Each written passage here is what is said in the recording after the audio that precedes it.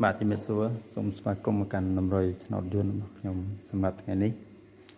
ខ្ញុំក៏មានតម្រុយសម្រាប់ចែកជូនបងប្អូនដើម្បីយកទៅផ្សងសំណាងបន្តទៀតហើយថ្ងៃនេះដែរលេខរបស់យើងតម្រុយរបស់យើងក៏មានហើយ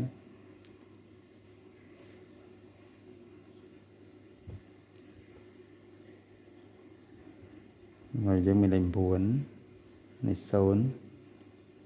លេខ5និងលេខ4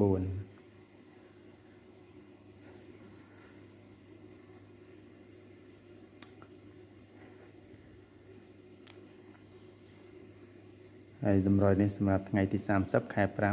2026ម៉ោង 4:35 និងម៉ោង 6:30 នាទី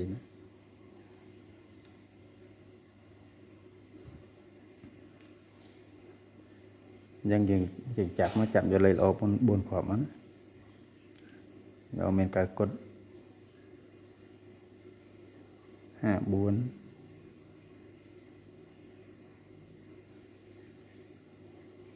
95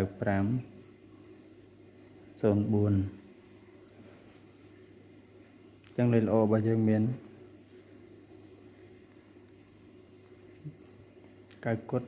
54 95 04តបមកយើងចាប់លេខរង2គ្រាប់មក50គុតនិង94ណា50គុត94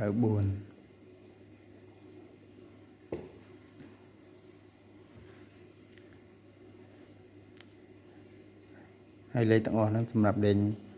A B C D ហើយបងប្អូនយកលេខទាំងអស់ចាក់ទៅបោះ BC ក៏បានដែរបងប្អូនណាព្រោះលេខនេះខ្ញុំរកនេះសម្រាប់បដោតទៅលើ BC នេះបើសិនជាយើងចង់លេខ4ប៉ោះយើងរើសយកទៅលេខណាដែលបងប្អូនពេញចិត្តលេងចាក់4ប៉ោះទៅក៏បានដែរកុំឲ្យអស់លុយច្រើនអីចឹងណាបងប្អូនណា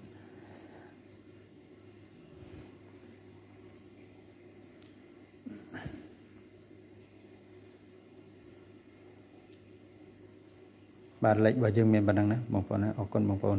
ជូនពរបងប្អូនហេងៗទាំងអស់គ្នាសម្រាប់ថ្ងៃនេះ